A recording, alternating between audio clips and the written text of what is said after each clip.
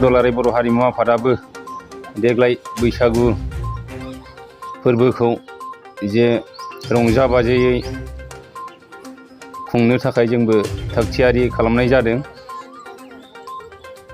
आरो मोनसे खोथाखौ आङो दिनै नोंथांमोननि चेनेलनि गेजेरजों बुंफोरनानै होनो लुगैदों जे देग्लाय बोसोराव आसाम सरकारनिफ्राय सारा आसामाव बैसागु आरो बिहु जे खुंफुंग्रा आफादफोरनो जे आसाम सरकारा 1,50,000 रां अनसुंथाइ होगोन होननानै मानगोनां आसामनि गिबि मन्थ्रि मुश्री हेमन्त बिश्व शर्मा बिथाङा फोसावदों। आरो बे फोसावनाय बायदियैनो सारा आसामनि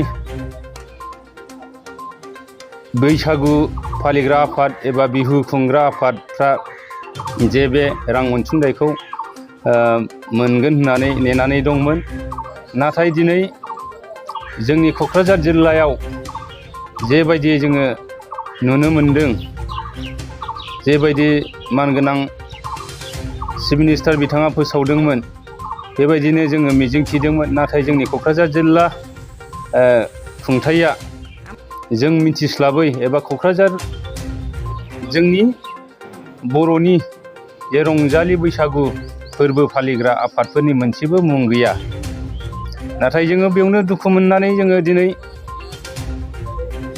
नोंथांमोननि गेजेरजों जोङो बुंनो लुगैदों जे आसामाव थानाय गुबुन गुबुन हारि माहारि बिथांमोनहा सोरबा बैसागु खुंनो हागौ, सोरबा बिहु खुंनो हागौ, सोरबा बिसुवा खुंनो हागौ। गासैबो हारि माहारियानो जे गोदान बोसोरखौ बरायनायनि मुङै जे मोनसे फोरबो फालियो, जे बिथांमोननोसो मानगोनां चिफ मिनिस्टार बिथाङा बे मोनसे आसनिखौ जे फोसावदोंमोन। नाथाय जोङो दिनै क'क्राझार जिल्ला हिसाबै जोंनि बैसागु खुंग्रा आफादफ्रा, रंजालि बैसागु फालिग्रा आफादफोरा दिनै बे आसनिनिफ्राय जे जों जानगाराव थानो गोनां जादों। दुखु गोनां बाथ्राया बेनो जे क'क्राझार जिल्ला प्रसासननिफ्राय जे मोनसे एडभार्टाइजमेन्ट एबा मोनसे नटिफिकेसन एबा मोनसे फोसावनाय जों होजानो लुगैदोंमोन। जोङो मोनथियाखै जे बिथांमोनहाबो दिनै जोंनि गेजेराव जे फोसावदोंमोन बे आसनिखौ लानानै रायजो राजाफोरनो मिथिहोनो थाखाय, बेखौ बिथांमोनहाबो खिथानो रोङा।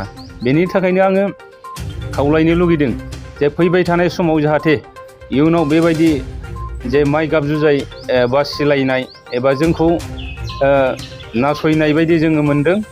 आरो आङो नोंथांमोननि चेनेलनि थ्रुयै जे मानगोनां आसामनि गिबि मन्थ्रि हेमन्त बिश्व शर्मा मानगोनां बिथांखौ जे खावलायनो लुगैदों जे दाबो बिथाङा सम दङ बैसागु फोरबोखौ फालिनो थाखाय। जे जोंहा गोदान बोसोरा सफैथ'वाखै, बेनि थाखायनो दाबो सम दङ जे बिथाङा जाहाथे मोनसे फोसावनाय जे होनानै जे गासिबो जोंनि आसामनि बैसागु खुंग्रा आफाद बा सोरबा थालांनाय बिहु खुंग्रा आफादफ्रा जाहाथे समानै बे अनसुंथाइखौ मोननानै जे गाव गावनि जे बोसोर गोदाननि फोरबो फालिनाय बेखौ खुंफुंनो हायो। एबा क'क्राझारनि नोगोरारिफ्रा जे बैसागु खुंग्रा एबा बिहु खुंग्रा आफादफ्रा मिथिस्लाबै बिथांमोनहा थांनाय फेब्रुवारि दाननि 6 अक्ट'आवनो 11थाल' बिहु खुंग्रा एबा बैसागु खुंग्रा आफादफोरखौ बिथांमोनहा सेलेकसन खालामनानै डिसि अफिसनिफ्राय दिसपुरसिम हरबाय। जोङो नेबाय थादोंमोन जे बिथांमोनहा माबा मोनसे फोसावनानै होयो नामा, नटिफिकेसन होयो नामा, जों बेखौ नेबाय थादोंमोन। नाथाय दिनै जोंनाव दुलाराय बर' हारिमु आफाद हिसाबै जोंखौ सोंहरबाय थादों गोबां बर'नि बैसागु फोरबो खुंग्रा आफादफ्रा जे चिफ मिनिस्टारनि फोसावनाय बायदि 1,50,000 रां अनसुंथाइ बैसागु खुंग्रा आफादा मोनो होननाया माबोरै जाखो, माबोरै मोनगोन, बेखौ जोंनिसिम सोंहरबाय थानायाव जोङो साननैसो सिगां DC अफिस आरो सार्कोल अफिसाव जोङो मानसि फाथायनानै जोङो खबर लाहोदों आरो बे खबर लानायनि उनावसो जों मिथिनो मोनबाय जे बिथांमोनहा अलरेडि 6 फेब्रुवारि खालिनो लिस्टखौ बानायनानै हरदों जे खावलायनो लुगैदों।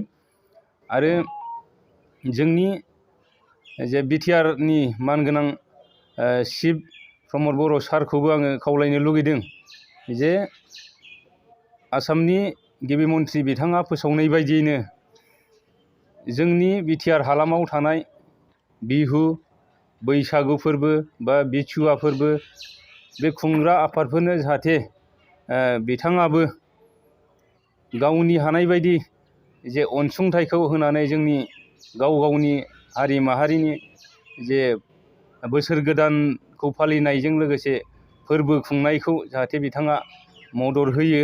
आं बेखौनो नोंथांमोननि चेनेलनि थ्रुयै खावलाय